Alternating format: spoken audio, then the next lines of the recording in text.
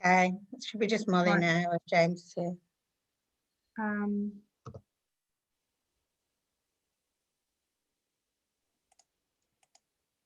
Good afternoon, everybody. Nice to see you again. Paul Mills, I apologise profusely. I didn't send you the link. I'm really pleased that you got on. He's on mute. That's good. We are just letting everybody come into the session. If anybody is brave enough to shout out who they are and where they're representing whilst we're all entering the room, that would be great. Liz Driscoll, Mill Hill U3A group. Lovely to see you. Guildford U3A.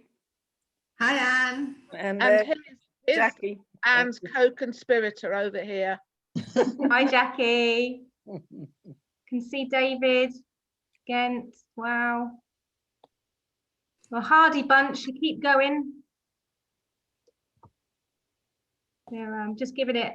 We've got 64 people registered to listen in on today's call, on this afternoon's call. So Hello. which is great. Say who you are. That's Kenneth Moram. Hi, Kenneth. Hi. Which organisation do you represent? Ripple Travel Club. Hello, yes. Hi.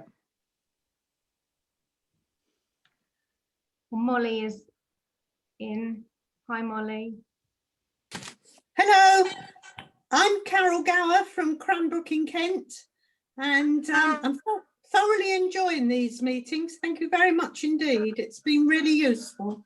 Hello, Good. Carol. Hi, Jackie. How are you? I'm all right. How are you? Yeah, doing okay. Thanks. Well, yeah, plodding on. Yes. Yeah. Bit of a sort of stop-start. Will we, won't we, isn't it? But there we go. Yes, yeah. But Keeping our fingers on the pulse. have you got any outings booked? Well, they're penciled, yes. Yes. But they're not Yes. shared Not with my members at present. Okay. Right, about- I'm gonna crack on, everybody. Thank you, Thank ladies. I'm pleased this has become quite a nice relaxed forum, and people get to see each other's faces, because you catch up with people, don't you, at excursions that you might not see all year. Even exhibitors have sort of seen each other that they don't get to catch up with. So welcome to session 8 of Excursions 2021. We're really pleased to have you with us again. I'm apologising for anybody that's been on this call before, and I'm a bit repetitive, but is there anybody new on this call that's not done or one already? Oh, Liz Driscoll, hello, welcome. That's great news.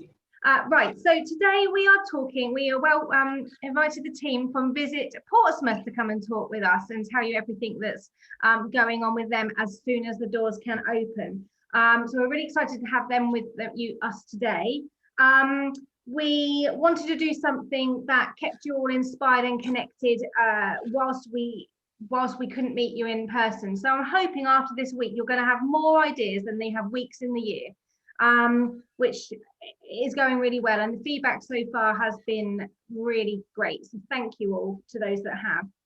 At the end of the session, I am going to ask anybody that wants to stay on if you're feeling brave, to just tell us your thoughts on what we've been doing with the virtual events, because we're trying to make a post-event video, like all things virtual these days. So if you're happy to do a sound bite and let us know your thoughts on it, then please do stay on at the end. But without further ado, I'll just go through the housekeeping for those that aren't so sure. If you could mute yourselves on the bottom left-hand side of your screen, or left-hand corner of your screen, should I say. And also there is a chat box. So the bottom middle of your screen, there is a button that says chat. If you click on that, it will bring up a column on the right-hand side of your screen. We're using that for any Q&As and any comments as we go.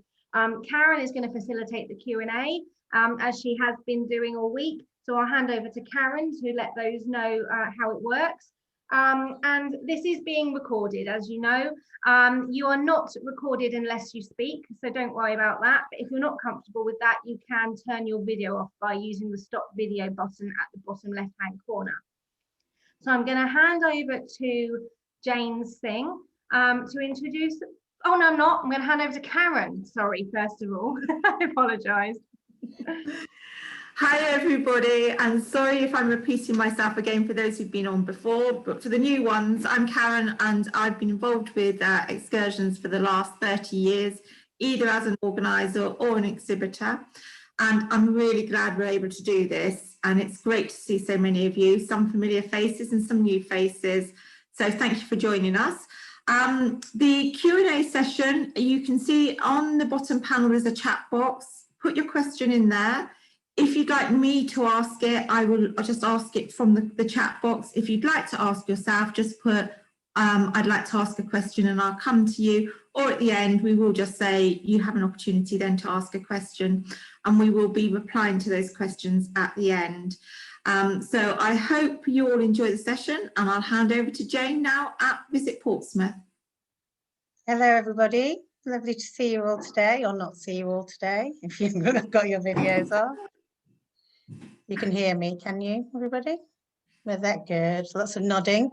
I just want to introduce the team that are here with us today from the city to talk to you about the various things that we have to offer once we're able to do so again, of course. I look after, I lead on the destination marketing for the city, and I also work directly with some of our local museums. So I'll be covering some of the areas, but I do have colleagues with me as well. So if they want to introduce themselves, we start with Kaylee from the Historic Dockyard. Hi everybody, my name's Kaylee. I work in the dockyard but for the Mary Rose, and I look after group bookings in conjunction with Emma, and also partnerships and promotions for the Mary Rose and Dockyard. So Emma, do you want to say hello? Yeah, hello everybody. I'm Emma. I also work at Portsmouth Historic Dockyard, but for the National Museum of the Royal Navy. I've been here now for 11 years, so I'm sure I may have seen quite a few of you before at excursions. And I'm here today with Kaylee to talk to you about the dockyard. And then we have Molly Kennedy from Hot Wall Studios. Hi everyone, I'm Molly and I do events and marketing for Hot Walls projects, and kind of just waiting to get going again. And finally, last but not least, James Batney from the D-Day Story Museum. Hi there. Yes, so I'm James Watney. I manage the D-Day Story down here in Southsea. And I'm hoping that you can see me clearer than I can see myself, because I look like I'm shimmering. I don't know if it's my suit or not, but looking very 70s. Yeah. You do look slightly sci-fi, James. You might want to turn your background off it in due course. Okay, so we're going to start with a very short film just to get you in the mood for everything Portsmouth has to offer. Elaine, if you could play the film, please.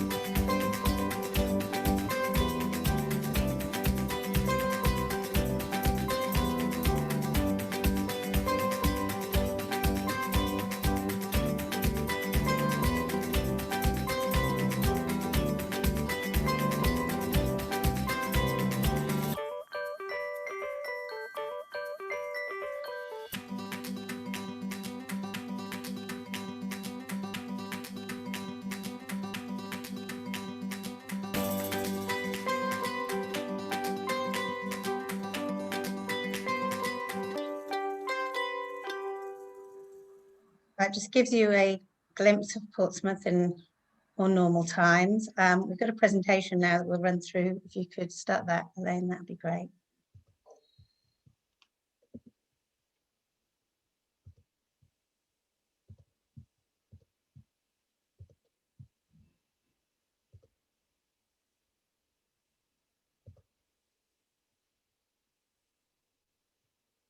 We're going to have lots of Chris Sweetie style next slide now, please.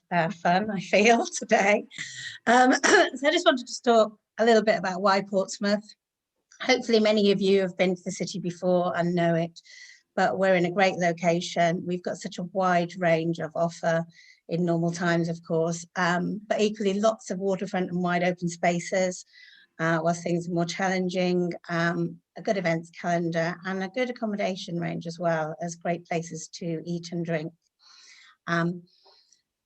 When we were able to open last year, all our tourism businesses in the city did so in a COVID secure way and were following the National Visit Britain standards.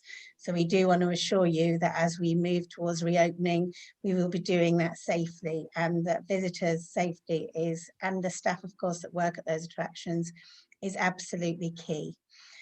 Now we're going to showcase some of the city, as I mentioned earlier, but there are a few things that I just wanted to mention that might not be covered today. For example, the fortifications and great history that the city has to offer, including castles at Southsea and Portchester and Fort Nelson on the hill. A wide range of outdoor activities, both on land and in water, that's available. Our literary offer, which includes Dickens and Doyle. A wide range, again, of family activities. We've got 2 piers now that are both open on the seafront, miles of promenade, the Blue Reef Aquarium, other museums and fun activities for children. And of course, not to forget Gunwharf Quays, the designer outlet shopping centre, which also is home to 30 restaurants and bars, as well as 60 shops. That is obviously a key place where our visitors come to. We have a range of itineraries that just give you an idea on different themes of things you can visit in the city, and I have just in the process of getting those updated. I should have them ready by tomorrow, so if anybody would like to receive those, I'm more than happy to send them out afterwards via the mailing list. So if we want to start now, we're going first to Historic Dockyard, please, Elaine.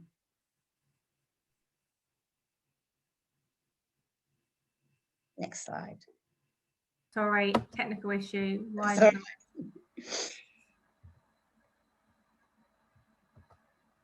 Sorry, it's not moving.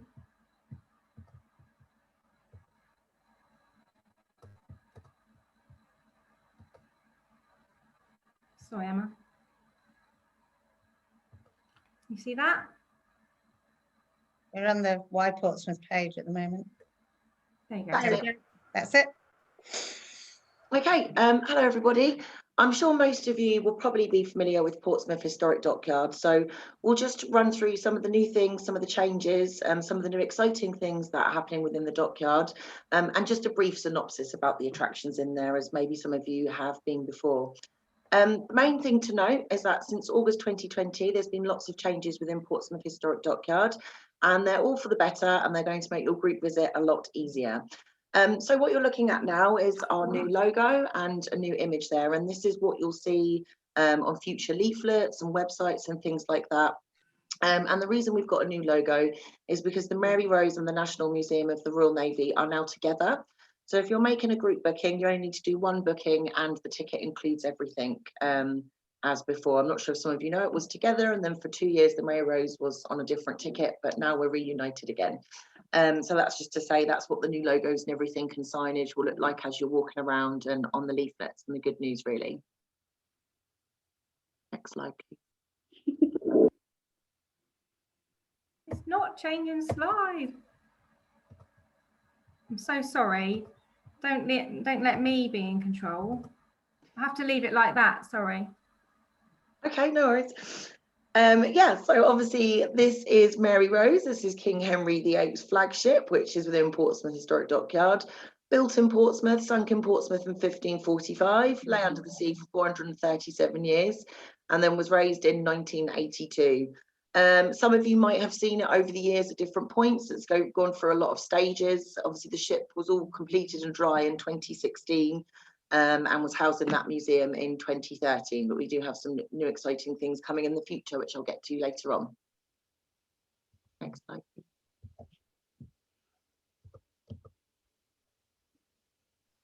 Probably one of the most famous ships. You saw it there in the video alongside with some others. This is HMS Victory. Most famous for the Battle of Trafalgar and Lord Nelson's ship, and is still commissioned as the flagship of the British Royal Navy. So you can obviously walk on board HMS Victory and visit many of the cabins and follow in Nelson's footsteps, including Harbourdee's cabin and the poop deck. Again, something probably that most of you are familiar with, that's HMS Warrior. As you're coming into the dockyard, it's one of the first ships you'll see that's actually in the harbour. And this was from Queen Victoria's era.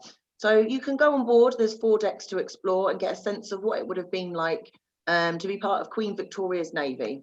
And HMS Warrior was the first ironclad ship and was an icon of the steam age. So anyone interested in steam or engines or anything like that might be interested in HMS Warrior. There's also the National Museum of the Royal Navy on site, which you can visit if you choose to, depending on what attractions you want to see or what ticket you've got. And this basically tells the story and brings to life 350 years of British naval history. So there's the Hear My Story Gallery, the Sailing Gallery, and the Nelson Gallery.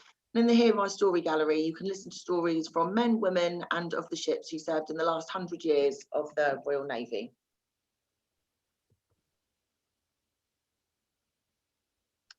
What you're looking at here is HMS 33, just a little bit further down within the dockyard, which is located in a dry dock. So you actually descend into the dry dock. Once you're in there, you can actually go inside HMS 33 and you can go in the engine room and hear accounts of her time in battle through audio and visual displays. And HMS M33 is actually known as the Lucky Ship, as it's one of the only 3 still in existence from World War I. So something a bit different and quite unique to see. Harbour tours. Harbour tours are still very popular. It's a great way to get out on the sea, brilliant to do really at any time of year. There's lots of things that you can see whilst you're out in the Solent. So whilst you're on there, you go for 45 minutes. There's a jetty within Portsmouth Historic Dockyard, which you walk down and board onto the boat to go on the harbour tour. And you get commentary from a live skipper. So all of the landmarks that are in the Solent, they'll give you information about that, and also any warships that are currently in port. And obviously being a live and active naval base and inside the port, this changes all the time. So depending on when you visit, ships may be different. That in the background is a Type 45 destroyer. But obviously we are home to both of the aircraft carriers. So depending on when you visit, you may be lucky enough to catch a glimpse of either of those as well. Still belonging to Portsmouth Historic Dockyard attractions, you can head over to Gosport, and there's 2 different things you can see over there. So this is HMS Alliance, which is otherwise known as the Submarine Museum. And this is the only surviving submarine from the Second World War era. So again, it's a very unique experience. It's a very interesting experience to actually be able to go inside of the submarine, and you can take a look through the periscopes and hear and even smell what life was like under the sea. Yeah. And again, over in Gosport, we have the Explosions Museum. So this is the Museum of Naval Power, sometimes it's also called, and it's located at Priddy's Hard. Now, in the times over the battles that this was there, this area was unscathed for over 100 years, and it was the centre of making, stashing and transporting all of the deadly weapons. In the Napoleonic Wars, this was where all of the naval ships came to load up on their guns and ammo, including HMS Victory. Just a point to note at the moment on the Explosions Museum that it's only open on the weekends from 10 till 4:30. But as we move forward into busier times, or at least even when we're open, then the opening hours will change, and you can always find that information on our website. Okay, so we've got some new exciting things for 2021. The photos you're looking at now, I have to say, don't actually really do it justice. So what you're looking at, this is HMS Victory, And I don't know if you can see on the first picture on the left, you can see a staircase. So we've opened up the walkway under Victory, under the hull, and you can actually walk down these stairs and go under and see the ship from a different perspective and a different angle. Like I say, the pictures don't, it's quite hard to convey it in a picture, but walking down there and seeing it from there is really a thrilling and unique experience, and that's new. And also as well, coming for this year, we will have the Sir Donald Gosling Gallery, which is currently being refurbished and done on HMS Victory.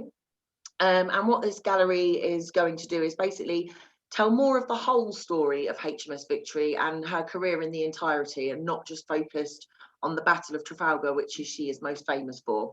And there'll be interactive displays and things to make it an audio-visual semi-immersive experience. Like I say, it isn't quite open yet, but you can sign up to newsletters. We can keep you updated, or again, you can check our website. Exciting news for the Mary Rose as well. We'll also have something new for you to see in 2021. So if any of you may have been to the Victory or the Mary Rose maybe a few years ago, there is new things to see within the dockyard and on HMS Victory and the Mary Rose. For those of you that have been to the new museum, as you go in and turn right and into the first gallery, that's our King's Gallery. And then you go through and watch a short film before entering the rest of the museum and going off to explore the 3 decks. The whole first part of the gallery is going to be revamped, and we're going to add a immersive experience in there, and it's going to be all about having maybe potentially like a visual Henry VIII telling the story, again a bit similar to the Donald Gosling Gallery that's going to be on Victory. It's going to be telling more of her story, so when she was commissioned and more of her time in service. The common misconception is that she sunk on her maiden voyage, but she actually had a 34-year career, so it's going to be telling more of that part of the story, and also an immersive experience as well before you go through to the Caldray Gallery and then begin the journey across the 3 decks as normal. Next slide, please. Thank you. So as we are now again under the same ticket, there have been some small changes. And also there's some changes with regards to how we're operating in a COVID secure manner as well, which we'll come to in a bit. One of the things that we've done is we've reduced the group size from 15 to 12, just to make people feel a bit more comfortable, so they don't always have to come in a giant group if they want to visit, and they'll still be eligible for a 25% discount on tickets whilst bringing a group. And at the moment, the maximum is 50 per group. And this will be changing all the time according to government guidelines. The tickets are fairly similar to what was in place before. So there is a 1 attraction ticket. So you just literally don't have to pick the attraction before you visit. You might have a group of 40 and some people want to go to Victory and some people want to go to the Mary Rose. That's fine. You could just purchase a 1 attraction ticket. The group leader could go and collect those from our visitor centre and hand out the 1 attraction tickets, and then members of the group are set free and can go and do whatever attraction they choose. They don't all have to be together. Or there's the 3 attraction ticket. Again, completely up to you what 3 attractions you choose, and there's no need to choose these before you book. Most people do HMS Victory, Warrior and Mary Rose, but that's the most common combination, but there of course are any combinations and it's entirely up to you. And of course there's the Ultimate Explorer ticket, which encompasses everything. So it's 1 attraction £18, 3 attraction £29, and an Ultimate Explorer £33. So those are the new ticket types there. Oh, there's a question there. For individual visitors or for smaller groups, are you now going to offer a concession for students? It is the biggest complaint I get from international students that they think it is expensive.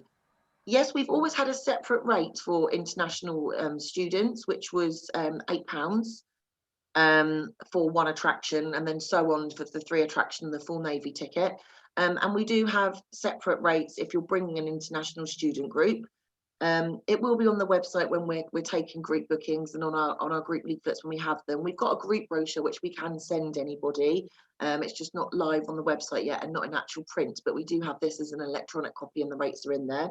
So for international students, 1 attraction is £12, 3 attractions is £21, and an Ultimate Explorer ticket is £25. So they do benefit from an even bigger discount off the already discounted group rate.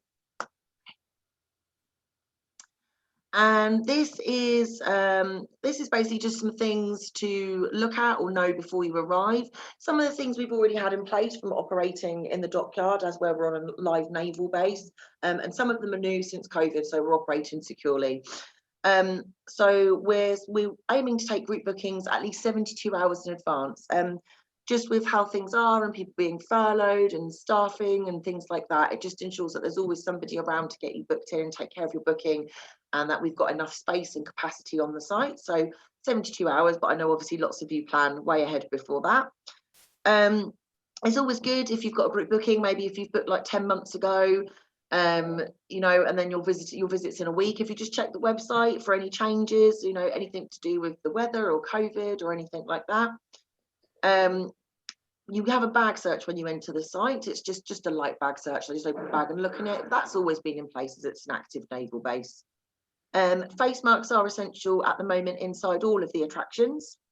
And obviously it goes without saying, if you have any symptoms, then don't go on the group visit. But of course we can always move your visit or your ticket to a later date should, touch wood, that happen or not happen, as the case may be.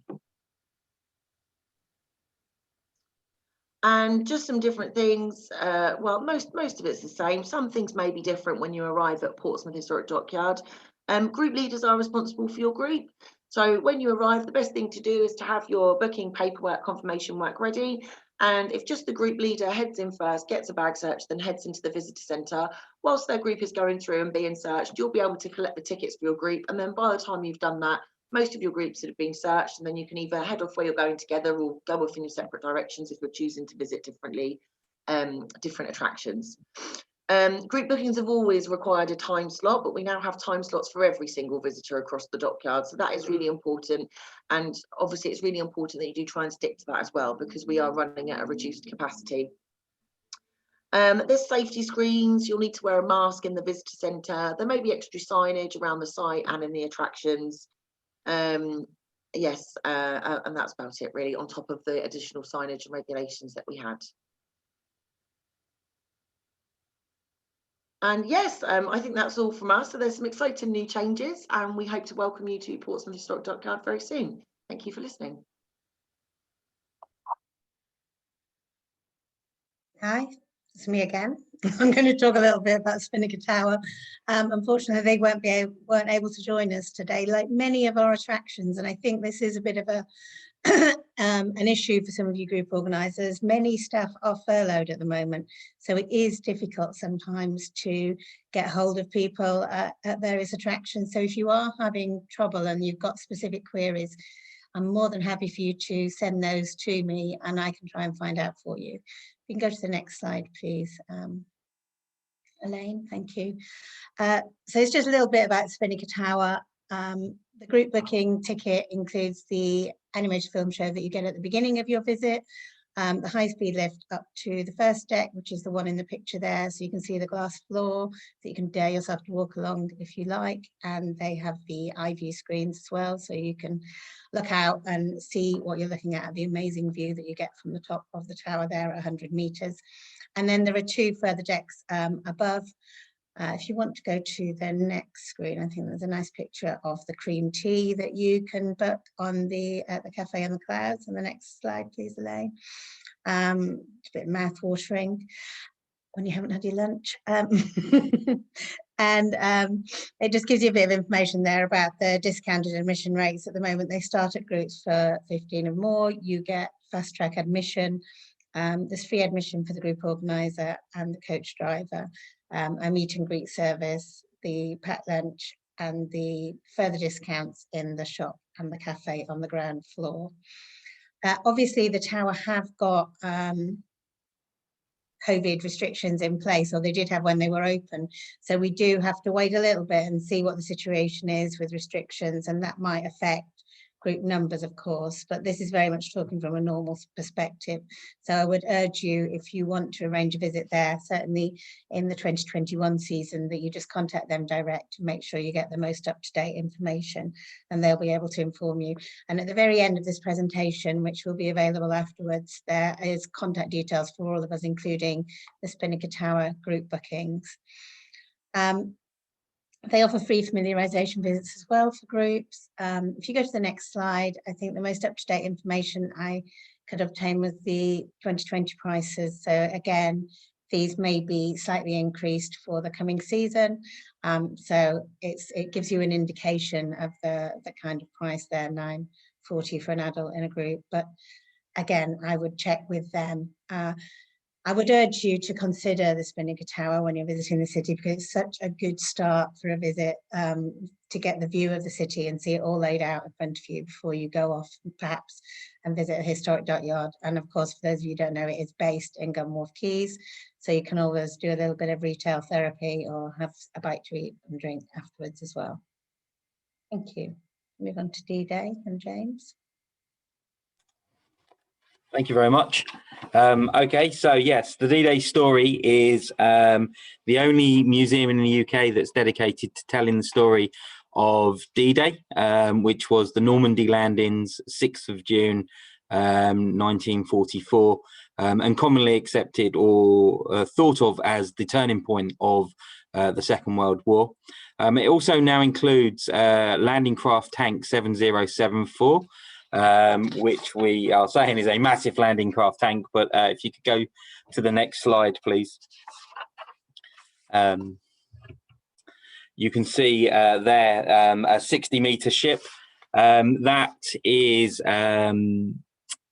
was brought to the D-Day story in a joint partnership project with the Museum of the Royal Navy. It was a £5 million project, and has actually changed the look of the seafront down in Southsea quite considerably. It looks fantastic. The ship is 60 metres and was used to carry tanks, supplies and troops over to the beaches of Normandy, and is actually the last surviving of 800 that took part in the Normandy campaign. The ship is also where you start your visit to the D-Day story now. So with group bookings, the group leader can go into the museum just to confirm the booking and stuff like that, but the actual group could go straight to the ship and await the group leader. And what happens is on the ship you can walk on the tank deck, get up close with a couple of tanks on there. We've got a Sherman Grizzly and a Churchill Crocodile. You can do a walkthrough of the wheelhouse and the officers' quarters, and then the engine room has actually been converted into an area of immersive audio visuals and touchscreen interactives to tell the story of LCT. And it's quite an incredible story. It's not just a ship that did a couple of days, you know, in the war. We've managed to find out with the Museum of the Royal Navy, managed to find out the history of the ship, where she was built, where the steel came from. She actually, after the war, was turned into a nightclub, and was unfortunately after that then sunk in Liverpool, in Birkenhead, and was then raised. So, you know, we're looking at putting maybe a disco ball on there at some point as well.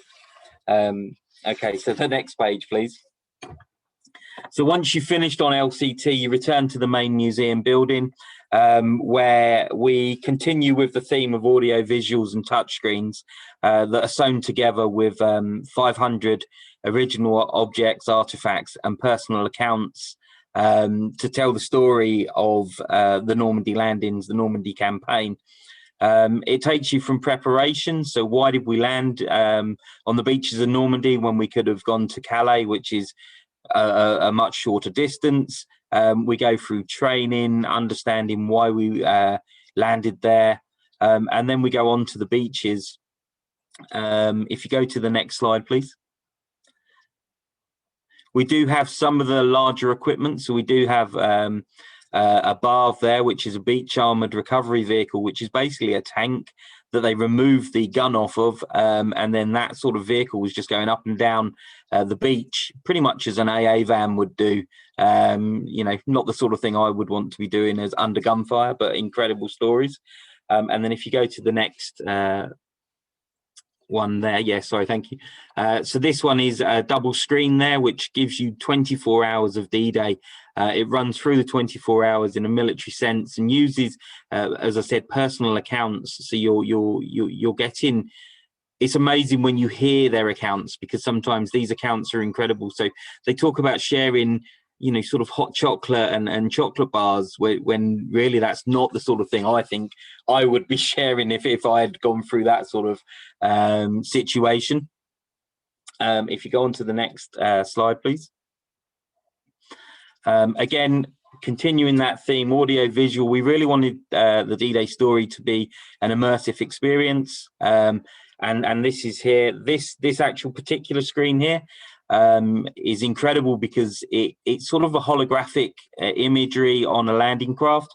But this one is, people seem to leave this one in tears. It's absolutely incredible how it's getting people's emotions, and that's what we wanted to do. We wanted to get people to remember the reason and what happened, and that's the whole of this museum story. If you could go on to the next slide then, please. And then really finishing the museum's visit, you go to the Overlord embroidery, which is an 83-meter embroidery that tells the story just pre D-Day, so pre the 6th of June 1944, onto the devastation of Caen, actually, which is a village town outside in France, which happened around about mid-August, telling you the end of the operation. If you go to the next screen. At this stage here, you can see it's quite nicely laid out. It's got quite a nice amount of room. With regards to group bookings, just talking about group bookings, we are doing the group bookings of 15 plus, and we are looking at each individual booking individually. So when people are asking about group bookings, we can do the normal times when the museum's open, but if people have these concerns with COVID, without going too much into COVID, because everyone's talking about it anyway and we're all aware of it, but we can open maybe slightly earlier or keep the museum open slightly later if necessary, if that helps a group booking throughout the period. Okay, if you could move on to the next page, please. So they're the group prices for 2021. I won't really talk through them. They're there, you can see them. And then if you could go on to the next page, please. Okay, so then the museum does have quite a nice shop, which there's a photo of, and a cafe, which a lot of people like to use. The cafe can be used and the shop can be used at any point. It's sort of the crossover. So I've talked about 3 different areas of the museum, the LCT, the Overlord embroidery, and the battle, so preparation onto the Battle of Normandy. And this is in the middle of all 3 of those. So you sort of cross through it a couple of times. If you can contact our group booking team for more information, the email address is at the end. And then we do have a large meeting room that's available to book that can hold up to 100 people in a theatre style, or 80 people is more comfortable, you know, sort of in that area. Group guided tours are available. We do like you to book them in advance, because our volunteers run those. And there is a large car park and coach parking attached to the museum. I think that's it really from me. Yeah, thanks very much, James. If we can move down to Old Portsmouth now, and Molly will just run us through Hot Wall Studios. Thanks, Jane. So the Hot Walls opened in 2016. They're converted from an old military barracks, and the kind of arches that you see in this picture were built sort of in the mid 19th century, I believe. And then they were converted into art studios in 2016, where they now house about 16 artists, where they make their work in a public-facing environment. They're accompanied by the Round Tower, which is a 600-year-old event space, and the Canteen Cafe, which is just behind the studios.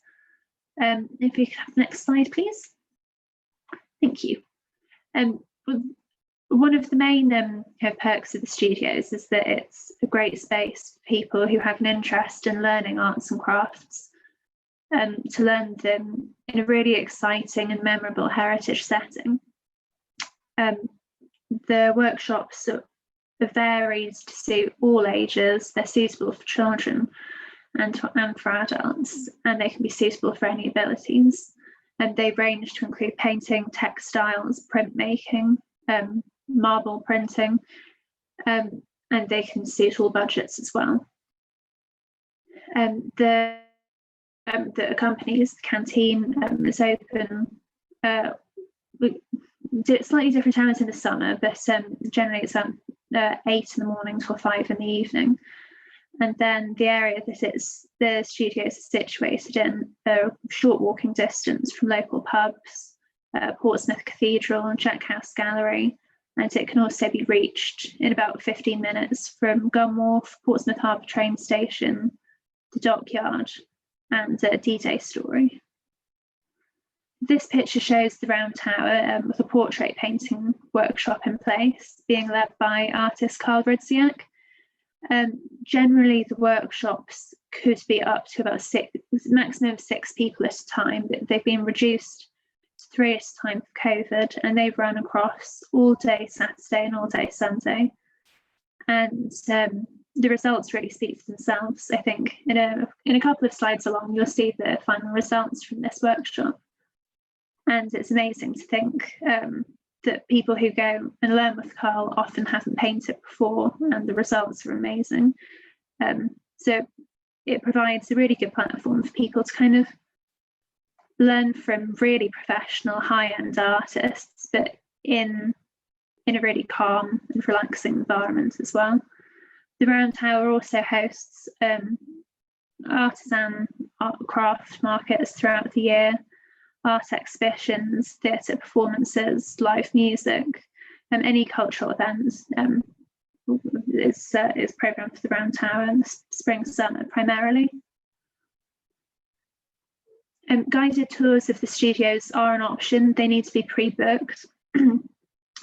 We can do them for a maximum of 8 people, because the individual studios themselves are quite small, so that would be the maximum we could fit inside at a time. They will be available for about £3 a person, so it's a low cost activity, and it's suitable for anyone who's got an interest in fine art, bespoke crafts, and history of the area.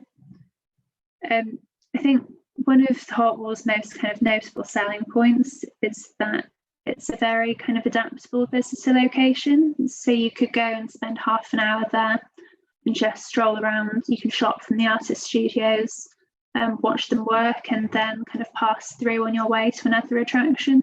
But also, if you wanted to spend a whole day there, then you easily could. By the time you've done a workshop for a couple of hours, eaten in one of the bistros or pubs nearby, and had a walking tour of the area in very characterful old Portsmouth. I think the next slide shows the most recent workshops that happened. So 2 of these people that you can see here had never painted before, not since art lessons in school.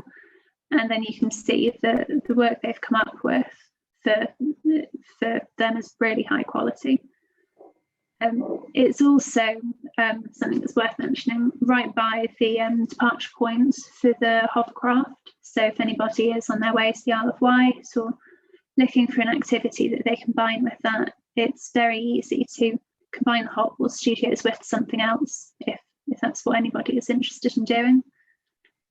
There's pay and display parking available, but it can also be reached by bus. And it's on the Millennium Walk, which goes along by the dockyards and Gun Wharf. It's an easy city to walk around. It's very flat, and you have the most beautiful views from the top of the walls themselves. So even if you did drive there, it's somewhere where you would want to do some exploring by foot. Okay, thanks very much, Margaret. It's me again now. So Portsmouth Museum and Art Gallery, a place that some of you may know but often gets overlooked, and also a very short walk from Hot Walls Galleries. So it is something that you can combine with a visit to another area in the city. If you move on, please, Elaine. It has a range of, it's a very large museum. It's in an old barracks. It's a beautiful building, and it has a range of kind of different exhibitions that look at different aspects of Portsmouth through history.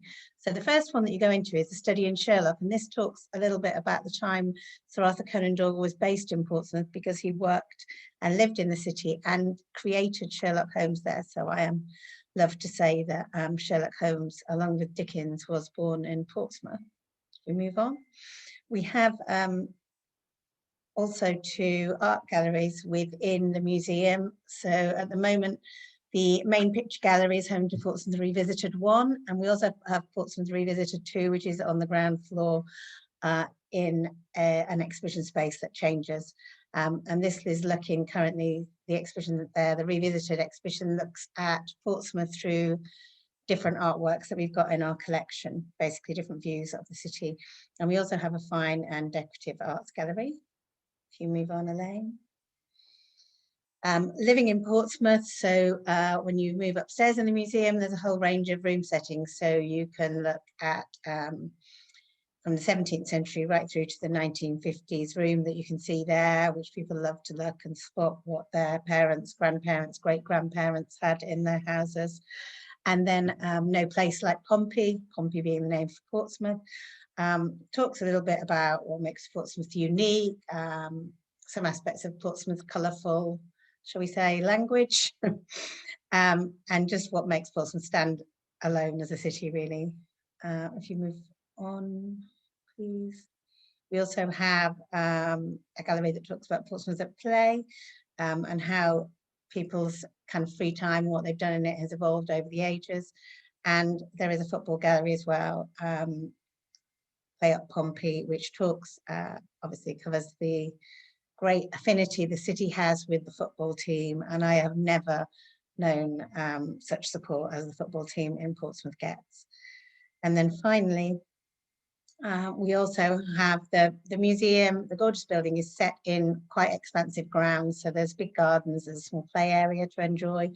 There's an on-site cafe, you can sit outside in the sunshine and enjoy a drink and something to eat. And we also have a good shop. And the most important thing of this whole museum to tell you is that it is free. So it's a really good offer to add to any visit to the city. There's coach parking in the road outside at a reasonable cost. And we would ask, of course, that you book in advance if you're bringing a group, but it's absolutely free to visit. I think we've come to the end of the presentation now. The last slide just includes some contact information, so you'll have access to this afterwards. And it just gives you, you can see there is the James Roscoe's details at the Spinnaker Tower, if you want to find out more about information about booking there. Thank you very much. We'll move on to any questions maybe with Karen. Thank you very much, everybody. That was really insightful. I do apologise for the technical issues at my end. The buttons decided they didn't want to work, so sorry about that. I think there's been some questions. I think we're going to move over to questions now, Karen. Thank you. Thanks, Elaine. And I have unmuted myself this time. And thanks for that really interesting presentation. I was very lucky and privileged to work on the 50th and 60th commemorations of D-Day. And if you haven't visited Portsmouth since 2019, which I think is when the museum reopened, it's worth taking a revisit to the D-Day Museum. 2018 it reopened. Sorry? Is it 2018 it reopened. Oh, gosh, life moves on. How does time fly? I know. Yeah. So well worth a visit. The one question we had has been answered. So can I ask, which was about whether international students get a concession, and that answer was given during that there are separate charges for international students. Does anybody else have a question at the moment? Please unmute yourself and ask now. Liz has just asked a question. Yes, I'm trying to think of Portsmouth as being more of a male-orientated visitor attraction. I know it is very interesting even for women, but I'm just wondering if there's anything in the area to sort of slightly redress the balance for my group is predominantly women. Are there any venues in the area you would suggest which would complement? Well, not wishing to kind of strengthen stereotypes, because I think lots of women like going to visit historic ships, but I know what you're saying. I would say the D-Day story is very much not just a kind of we won the war type museum. It very much tells the story of the people who took part, and the embroidery is amazing and might be something that appeals more to the female visitors. Certainly all the stuff at Hot Wars Galleries, getting yourself booked onto a course to learn how to, learn a new craft, like Molly was saying, whether it be painting or weaving, or there's such a whole range. I mean, I know it's for small numbers, but it is amazing what they do down Dickens' birthplace. For people who might enjoy literary visits, it's very small, but we do welcome small groups there. Spinnaker Tower, Gun Wharf, of course. Not wanting to say all women love a pair of shoes, but there's lots of great offers there. I say I have a group of about 40 people, probably which 34 of them would be female. And I don't wish to detract. I mean, it looks a fascinating city, and the things you show me, I will certainly enjoy going to see. But I just wondered if there was something softer to offset, as part of a long weekend. I mean, I would definitely recommend the Overlord embroidery. I've brought my aunt to see it, and she's a crafter and a sewer. So if you've anyone who's interested in embroidery or craft or how something like that is constructed, it's beautiful. It's absolutely gorgeous. But it's also, you find out about how it was constructed and the women that actually took part in it. So that would be my absolute recommendation. And I work at the dockyard, so that's kind of what I would say. That's definitely in the agenda. Yep, right. Okay, thank you. And can I just ask one other question, or am I getting everybody else's way? I wonder if during lockdown, when we can't come and plan visits, to, sort of long weekends and things, do you have any virtual tours that I can show my membership to sort of whet their appetite? The sort of thing you've seen, but maybe longer and with commentaries. Absolutely. If you go on the Visit Portsmouth website or just search Virtual Portsmouth, we've got a page dedicated to that, and there's a whole range. There's a virtual tour of the Mary Rose on there, and they also have that on their own website. Various other things, and also kind of talks and activities, they all kind of pop up there as well. So I would definitely have a look there. Okay. Thank you so much. Thanks for the question, Liz. Jeffrey Herbert, I think you had your hand up. Yes. Could I? One thing that I didn't hear from anybody was whether it is possible to make pre-visits to any of the activities to check on timings and to check on what's available, etc. Do these pre-visits exist in Portsmouth? I think I can answer for most. Well, I'll let the Historic Dockyard answer, but certainly Spinnaker Tower, yes, it was in the presentation. They do arrange familiarisation visits beforehand. For D-Day story, any of our museums, yes, absolutely. We'd be happy to welcome you to come and have a look around before the booking group visit. Yeah, it's the same at the Dockyard. Once we're open, we do familiarisation visits 7 days a week. You just contact us with your information, with the date and the time that you want to come in, and we'll issue you a ticket for you can check out the site, look at accessibility, check your timings, everything. And if it's Monday to Friday, myself or Kaylee will be able to come and meet you and discuss any questions that you have. And if it's at a weekend, we will normally be able to arrange for someone to be able to meet you. Thank you. Another question. Thank you. Probably, well, for all of you, what material, photos, videos are available for people to use on websites and social media? So if they assume get in contact with you. Yeah, if they contact me, it's always a bit challenging because, you're going to be absolutely certain of the copyright, but we do have a number of kind of destination images, and certainly we can share film as well, or links to our YouTube pages where you can view the films if you want to show those as well. There's a number of different ones on there. That's great. And then I had thought about a theatre break. So again, you've got a really good one there. And Elizabeth Mounts has also suggested that. And also about taking a cream tea at Spinnaker Tower. That's a really good one. And also taking the hovercraft across to the Isle of Wight. And I can remember as a child, I was on one of the first hovercrafts that went across to the Isle of Wight, off the beach there in Southsea, and your feet got wet. So it's quite amazing. A good experience. There's not many, I don't know if there's any other hovercraft operating now. I think it's the only commercially operated passenger hovercraft. I have to be careful how I word it, because I think there are some other ones that run around the world. But yes, yeah, no, and that's 10 minutes across to the island, and it's very easy to add that in. Or obviously White Link run the car ferry and the Fast Cat as well over to the island in normal times. Yeah. And yes, I should really have mentioned at the beginning, we have 2 theatres in the city. We have the King's Theatre and the New Theatre Royal, and we also have Portsmouth Guildhall. And between the 3 of those venues, they offer a really wide range of music, theatre, comedy, you know, the whole gamut really is available in normal times, of course, but they've all got websites. So if you just go on the Visit Portsmouth website, you can then look at all the different things we've got available. There's such a wide range, it's very difficult to cover it all in one session. But anybody, any kind of queries like that or something you're not sure of, do contact me, please, and I'll be more than happy to point you in the right direction. Oh, and somebody's just said that the hovercraft has started to do tours around the harbour as well, which I didn't know, so that's good. Yeah, it was doing tours in normal times. I'm sure they will want to pick that up again when they can.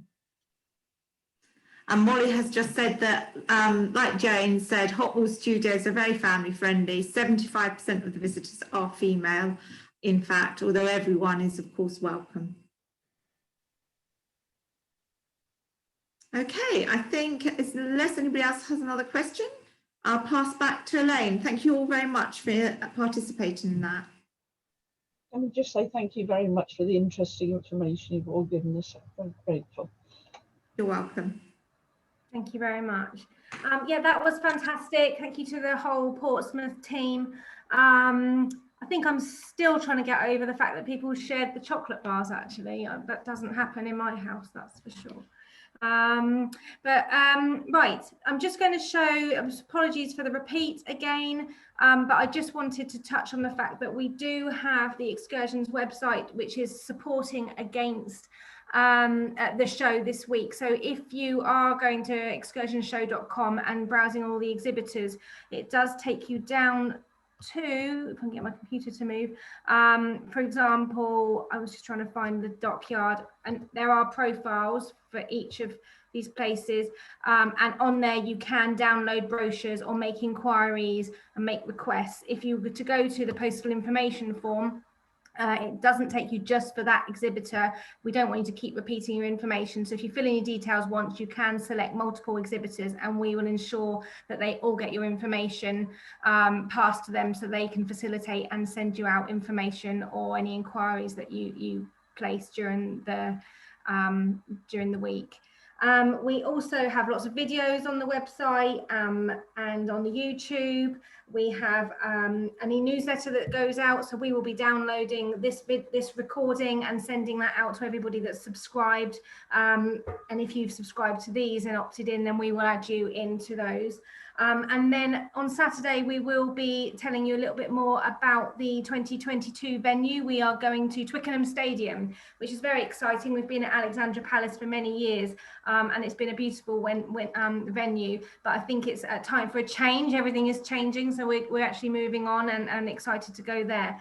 So yeah, it's been fantastic. We really appreciate you all coming along, and that's it for today. We are joined again tomorrow, and tomorrow we have got Windsor in the morning and Reading in the afternoon.